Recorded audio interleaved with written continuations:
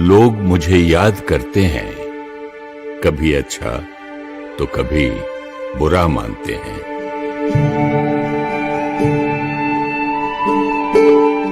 लेकिन वास्तव में मैं हूं केवल अनुभव। आज मैं आपको एक ऐसे व्यक्तित्व के जीवन के अंतिम दिनों के अनुभव सुनाऊंगा जिन्हें निराकार परमात्मा शिव ने नाम दिया प्रजापिता ब्रह्मा।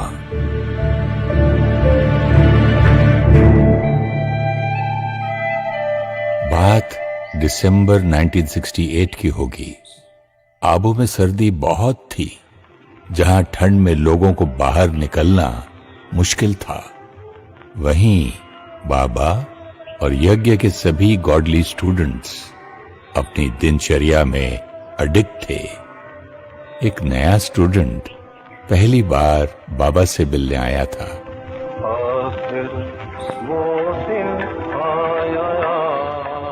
उसने अब तक केवल बाबा के बारे में सुना था, मधुबन के बारे में सुना था, निराकार परमात्मा शिव बाबा से योग पूरा था।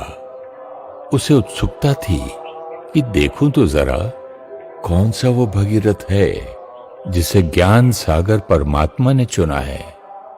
जब वो क्लास में आया तो बाबा ज्ञान मुरली चला रहे थे। पार्टी लेट आने के कारण वो स्टूडेंट पीछे जाकर बैठा। मन की बात उसने किसी से कही तो नहीं, लेकिन मुझसे छिपी भी नहीं, क्योंकि मैं ही तो वो सारे अनुभव हूं। बाबा, बाबा मैं आ गया। बाबा मुझे देखो एक बार। बाबा मुझे एक बार देखो। कितने जन्मों से आपको ढूंढ रहा था, अब मिला तो भी पीछे बैठा हूं, दिख भी नहीं रहा आपको। इतने में बाबा दूर बैठे उस बच्चे को देखते हैं और कहते हैं, बच्चे तो सदा बाबा के दिल में बैठे हैं। जो बच्चे बाबा को दिल में बिठाते हैं ना, वो बाबा के दिल में बैठे होते हैं। फिर चाहे यहाँ सामने हो या पीछे, दिल में तो सब आगे ही आगे है ना। इतना सुनना था कि उस बच्चे की आंखों से आंसू बहने लगे। वो खुद को रोक नहीं पाया और दौड़ के जाकर बाबा की गोदी में सर रखकर रोने लगा। बाबा ने बड़े प्यार से उसके सर पर हाथ फेरा और बच्चे बच्चे कहते हुए उसे खूब प्यार दिया और फिर उसे अपने सामने बिठा लिया। कमाल है शिव बाबा की। शिव बाबा ने ब्रह्मा बाबा को उनके 60 वर्ष की आयु में चुना, लेकिन आज भी 93 वर्ष की आयु में भी बिना आधार एकदम योगी राज की बैठक है। सिर्फ यही नहीं, आने वाले कुछ दिनों में उसने देखा कि बाबा यज्ञ प्रमुख होते हुए भी यज्ञ का हर एक छोटा बड़ा काम खुद करने से हिचकते नहीं थे।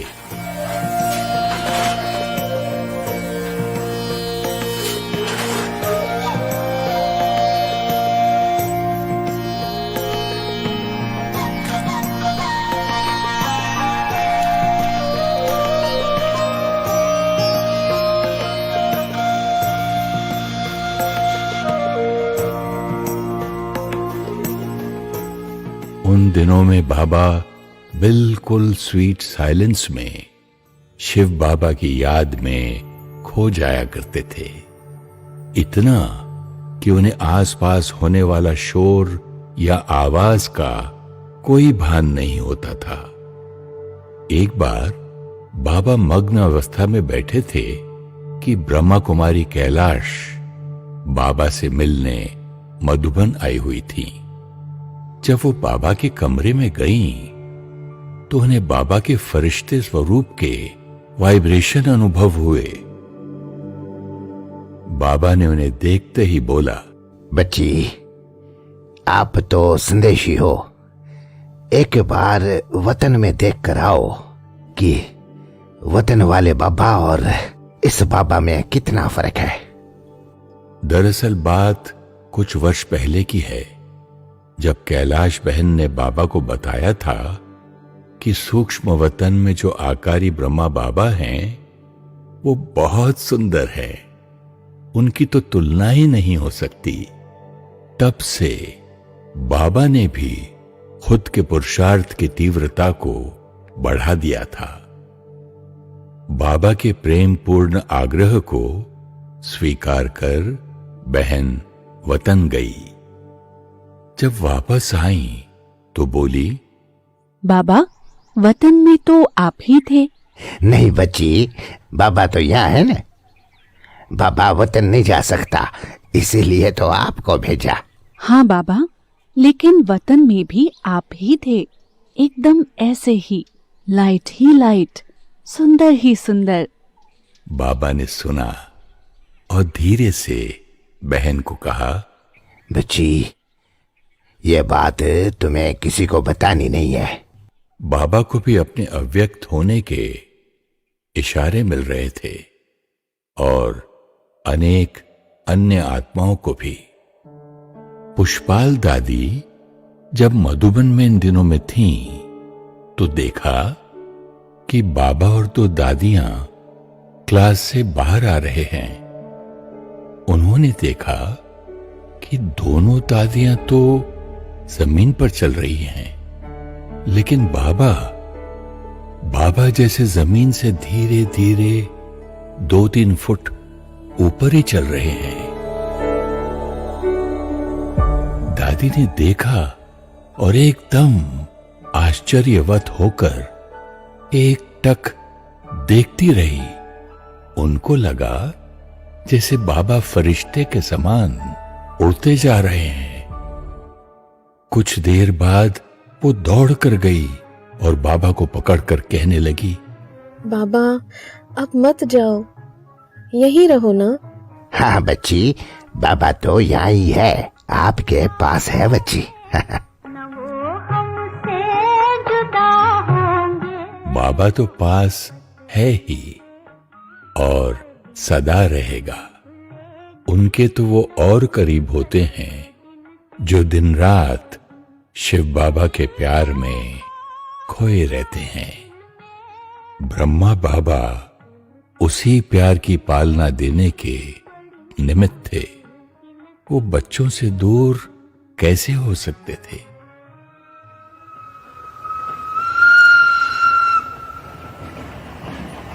ये अनुभव लगभग बाबा के अव्यक्त होने से 1 हफ्ते पहले का है।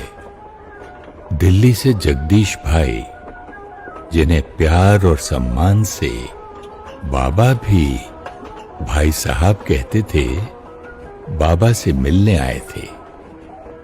कोई बात उनके दिल में थी जो कोई नहीं जानता था, मैं जानता था। बाबा, कब पहुंचूंगा आपके पास? बस अब नहीं रहा जाता।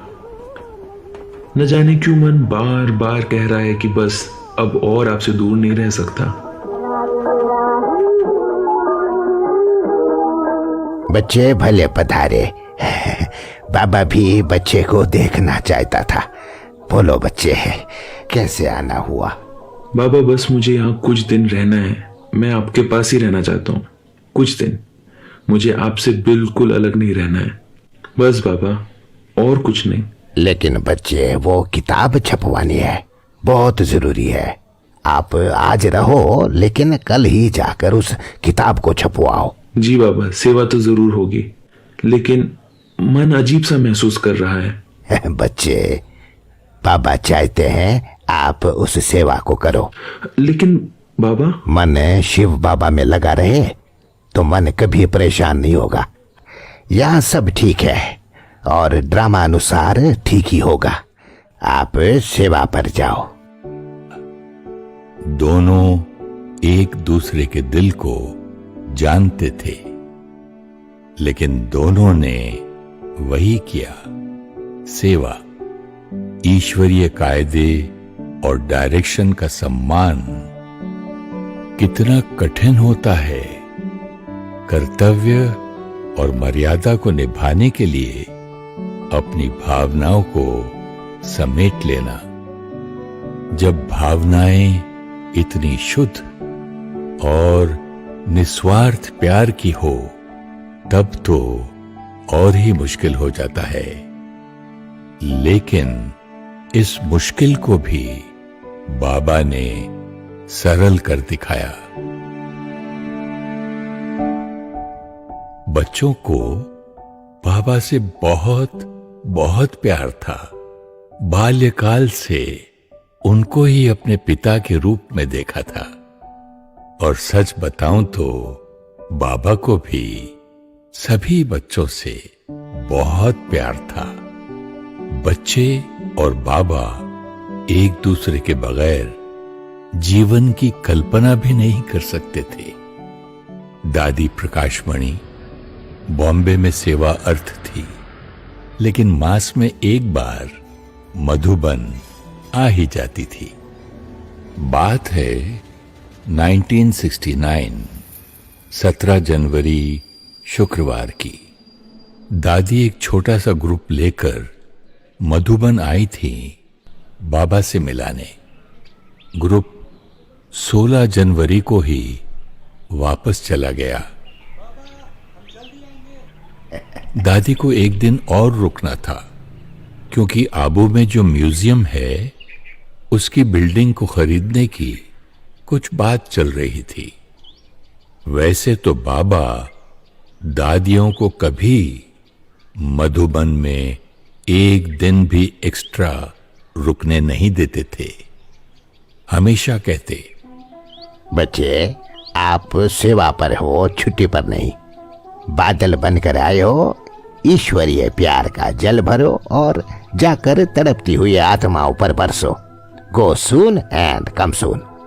तो दिल होते हुए भी दादियां कभी मधुबन में बाबा के साथ एक्स्ट्रा नहीं रुक पाती थीं। इधर दीदी मनमोहिनी इलाहाबाद मेले की सेवा पर गई हुई थी, तो बाबा के संग रहने वाली इशू दादी ने दादी प्रकाशमणि से कहा, दादी, दीदी इलाहाबाद में है और बाबा की तबीयत थोड़ी सी ऊपर नीचे है, तो आप रुक जाओ ना। ईशु दादी, रुकना तो मैं भी चाहती हूँ, पर बाबा तो सेवा पर एब्सेंट नहीं होने देंगे ना।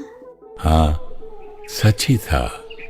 बाबा कभी बच्चों को सेवा में किसी भी तरह की कमी नहीं रखने देते थे, क्योंकि बाबा खुद अपने अनुभव से जानते थे कि सेवा से सुख और संतुष्टता बहुत सहज प्राप्त होती है, क्योंकि सेवा के दौरान शिव बाबा की याद बुद्धि में नेचुरल रहती है।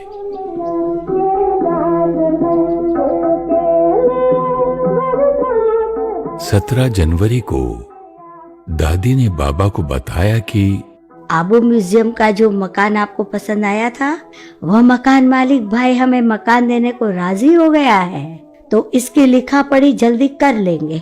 बच्ची, जल्द नहीं, कल ही करना है, अभी नहीं तो कभी नहीं। जी बाबा। दादी बॉम्बे वाले रमेश भाई को फोन करने जा ही रही थी कि बाबा ने बोला, बच्ची, बॉम्बे में कोई जरूरी सेवा है क्या? नहीं बाबा, ऐसा तो कुछ अर्जेंट नहीं है। बच्ची, आप रुक जाओ, अभी कुछ समय तो आपको इधर ही रहना है। ये शब्द सुनना तो हर कोई चाहता था, पर सेवा के कारण कभी सुना नहीं था। लेकिन आज इन शब्दों को सुनकर दादी के तो पैर धरती पर नहीं थे। दादी जल्दी गई और बॉम्बे वाले रमेश भाई को फोन पर कल के कल ही मकान को फाइनल करने का बाबा का संदेश दे दिया। अगला दिन 18 जनवरी शनिवार। सुबह से ही बाबा की तबीयत थोड़ी ठीक नहीं लग रही थी। दादी जब बाबा के कमरे में गईं, तब देखा बाबा शिव बाबा की याद में बैठे हैं। तबीयत ठीक ना होने के बावजूद बाबा के मुखमंडल पर असीम तेज था। दादी को देखा तो बाबा उठकर क्लास की ओर जाने लगे। बाबा, आज आप यहीं रुक जाइए। आपने जो ज्ञान की पॉइंट सुनाई थी ना, मेरा मन है मैं क्लास के साथ उसका चिंतन करूं। आज आप थोड़ा आराम कीजिए। दादी को अंदर से मालूम था कि बाबा रुकने वाले नहीं, क्योंकि 1936 से लेकर अब तक बाबा ने एक दिन भी क्लास किसी भी कारण से मिस नहीं की थी। उन्हें थोड़ा अलग महसूस हुआ जब बाबा ने कहा, ठीक है बच्ची, भले। दादी ने बाबा को धीरे से कहा, बाबा, डॉक्टर को बुला लेते हैं, वह आकर सिर्फ थोड़ा सा आपको देख जाएंगे। नहीं बच्ची, डॉक्टर की जरूरत नहीं है। बाबा सुप्रीम सर्जन से बात कर रहा है, लौकिक डॉक्टर की जरूरत नहीं। आप जाओ, क्लास में देर नहीं होनी चाहिए। बाबा की आज्ञा मानकर दादी क्लास में चली गई। क्लास खत्म होने के बाद आकर देखा तो बाबा के बगल में सभी सेवा केंद्रों के बच्चों की चिट्ठियों का अंबार लगा हुआ था। दादी ने बाबा से कहा, बाबा, आज रहने दीजिए ना, कल लिख दीजिएगा जवाब। आप थोड़ा आराम कर लीजिए। बाबा लिखते ही जा रहे थे और सिर्फ सर हिलाया। दादी ने देखा बाबा एकदम सीरियस होकर पत्र लिख रहे थे। फिर से दादी ने प्यार से बोला, बाबा, आप आराम कर लीजिए। नहीं बच्ची, ये बहुत आवश्यक है। आज बाबा को सारी चिट्ठियों का जवाब देना ही है। बच्ची, बाबा ठीक है, आप नाश्ता कराओ, फिर बाबा और आप सैर पर जाएंगे। जी बाबा कहकर दादी चली गई और बाबा चिट्ठियों को गौर से पढ़ने लगे। देखा है तुमको बाबा, रूहों को प्यार करते। किसी सेवा केंद्र की एक चिट्ठी में बहुत सारे बच्चों ने बाबा को याद प्यार दिया था। उस चिट्ठी के अंत में हर एक का नाम साइन किया हुआ था। बाबा ने उत्तर में एक एक बच्चे का नाम लिखा और फिर याद प्यार और नमस्ते लिखा। बाबा को मन में था कि एक भी बच्चे का नाम नहीं छूटना चाहिए, इसलिए बाबा बार बार उनके नाम मिला रहे थे। एक एक बच्चे को नाम सहित याद प्यार।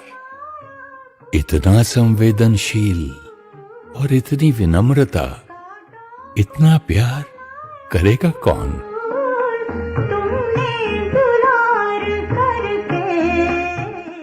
थोड़ी देर बाद दादी आई तो बाबा ने दादी का हाथ पकड़ा और पांडव भवन के कोने कोने में ले जाकर दिखा रहे थे। वैसे तो दादी को चप्पा चप्पा मालूम था, लेकिन फिर भी बाबा सैर करा रहे थे और वो भी छोटी बच्ची की तरह इस अनुभव को सहज रही थी। ज्ञान का पंख लगाकर उड़ना सिखाते देखा। बच्ची, बाबा यहाँ बच्चों के लिए कमरा बनाने चाहते हैं। यहाँ अच्छी सी नहानी होनी चाहिए। यहाँ छत डलवानी होगी, बारिश में बच्चों को भंडारे तक जाते हुए थोड़ा भीगना पड़ता है, तो छत डाल देंगे बच्ची। हाँ, या बाबा बच्चों के लिए बड़ा हाल बनाएंगे, जहाँ बैठकर सब बच्चे ज्ञान के सागर शिव बाबा की मुरली सुनेंगे। हाँ, देखो बच्चे, यहाँ दाल रखते हैं, यहाँ चावल रखते हैं। तबीयत के कारण बाबा भंडारे में करीब 3 दिन से नहीं गए थे, नहीं तो रोज बाबा भंडारे का चक्कर जरूर लगाते थे और हाथ भी बटाते थे। बाबा दादी को भंडारे का सब कुछ दिखा रहे थे। भोली दादी को पता चला बाबा भंडारे में आए तो वो तुरंत दौड़ कर आई और भावुक होकर बोली, बाबा, आप भंडारे में 3 दिन बाद आए हैं, मैं आपसे मिल भी नहीं पाई बाबा। तभी बाबा ने भोली दादी का हाथ पकड़ा और लंबी दृष्टि दी और कहा, बच्ची, आज जितना मिलना है बाबा से मिल लो, अपनी पूरी दिल से बाबा से मिल लो बच्ची। बाबा भी है, इधर ही बाबा से मिल लो। भोली बच्ची, वाह बच्ची।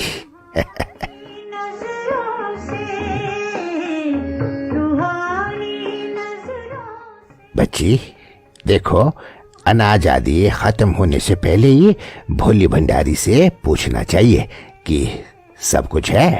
रूहानी नजरों से देखा निहाल करते। ऐसे बाबा दादी को हर बारीक से बारीक चीज दिखा रहे थे। क्यों? ये राज तो सिर्फ बाबा जाने और शिव बाबा जाने। को प्यार करते।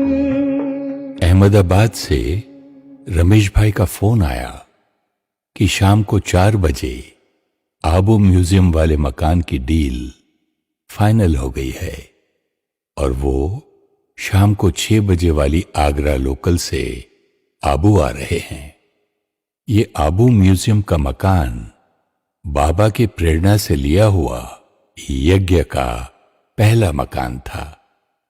दादी ने बाबा को खबर दी तो बाबा मुस्कुराए और बोले, अच्छा है बच्ची, आज रात्रि क्लास जल्दी करनी है, डिनर जल्दी करना चाहिए सबको, बाबा को बच्चों से मिलना है।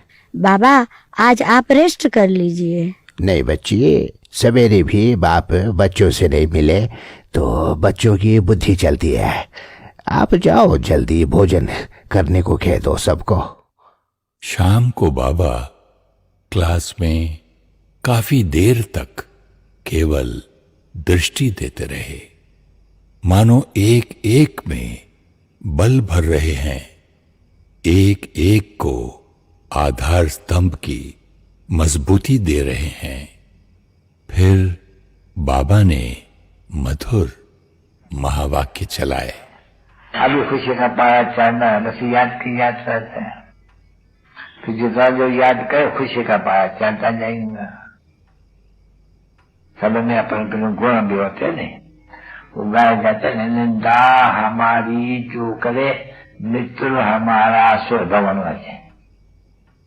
भगवान कहते नहीं, मेरी गिलानी बहुत कर मैं आके मित्र बनता हूँ, तो गाय भी जाते नहीं।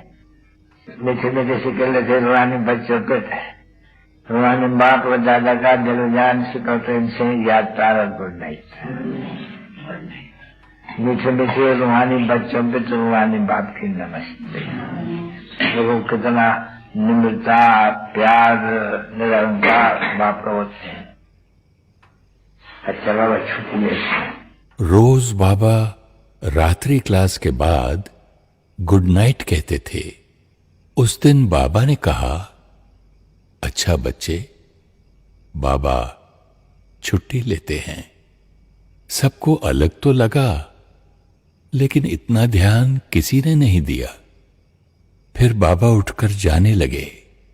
बाबा सब बच्चों को इतना सम्मान देते थे कि कभी पीठ करके क्लास से नहीं जाते थे, हमेशा पीछे पीछे चलते हुए जाते थे। आज भी बाबा वैसे जा रहे थे, लेकिन दरवाजे पर रुक गए, फिर से लंबी दृष्टि दी और 3 शब्द कहे, बच्चे, निराकारी, निर्विकारी, निरहंकारी। ये 3 शब्द आध्यात्मिक उन्नति का बीज हैं। रोज कई बच्चे बाबा को गुड नाइट करते थे।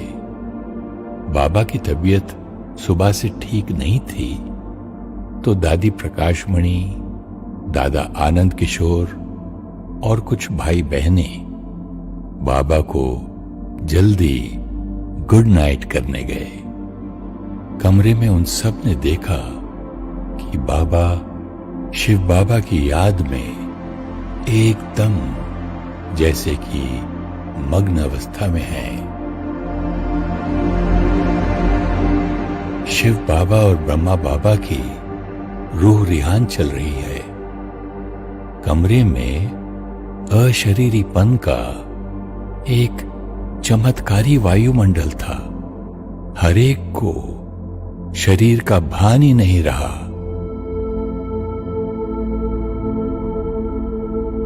कुछ समय बाद बाबा ने इशारे से दादी को अपने सामने बुलाकर बिठाया।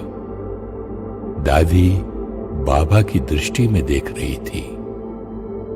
बाबा दृष्टि से जैसे मानो सारी शक्तियां ट्रांसफर कर रहे थे।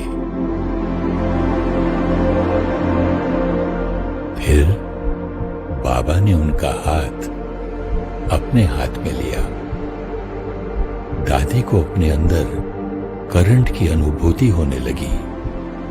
दादी ने बोला, बाबा, बाबा, बाबा। बाबा तो निशब्द केवल हाथों में हाथ देकर दृष्टि दे रहे थे। दादी ने आनंद किशोर को डॉक्टर को बुलाने का इशारा दिया।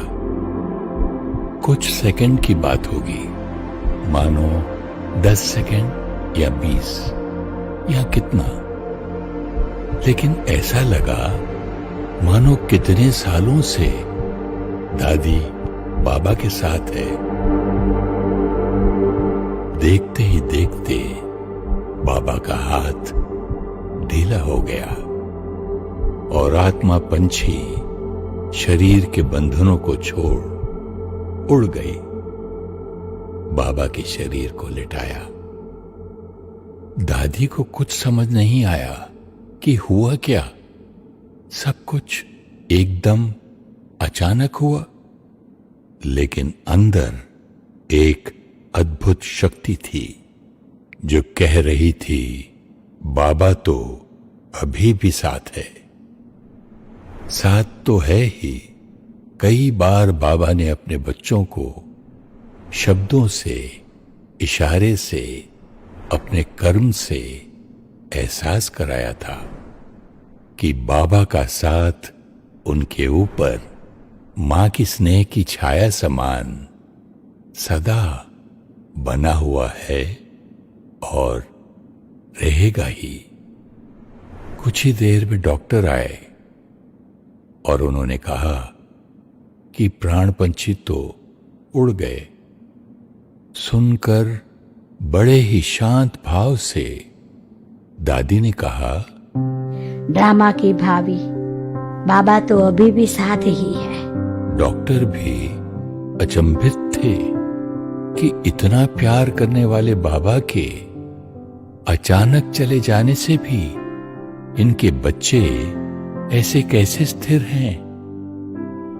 उत्तर तो मैं जानता हूं। वर्षों की तपस्या, शुद्ध ईश्वरीय प्यार और सत्य ज्ञान की पालना, यही आधार था उस स्थिरता का। दादी ने तुरंत सबको टेलीफोन किया। हर एक को दादी की स्थिरता देखकर आश्चर्य हो रहा था। ऐसा लगा जैसे बाबा ही अपनी शक्ति से सब करा रहे हैं। ड्रामा की भावी बाबा अव्यक्त हो गए। ये वाक्य दादी ने उस दिन न जाने कितनों को सुनाए होंगे।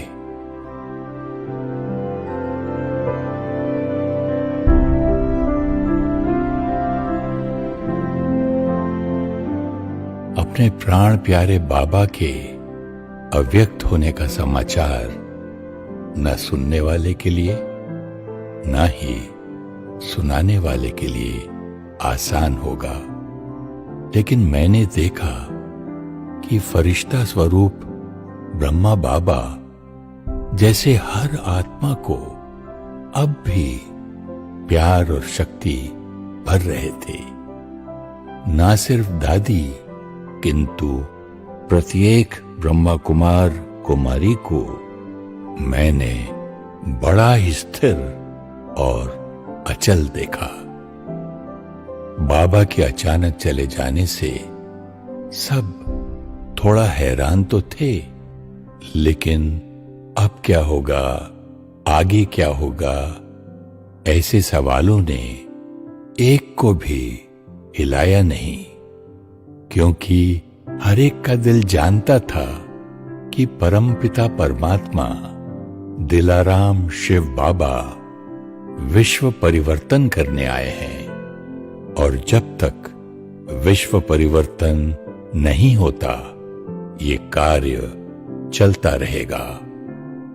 बाबा तो अंत तक हर बच्चे का साथ निभाने के लिए बंधा हुआ है, और उसको बांधा है बच्चों के प्यार ने।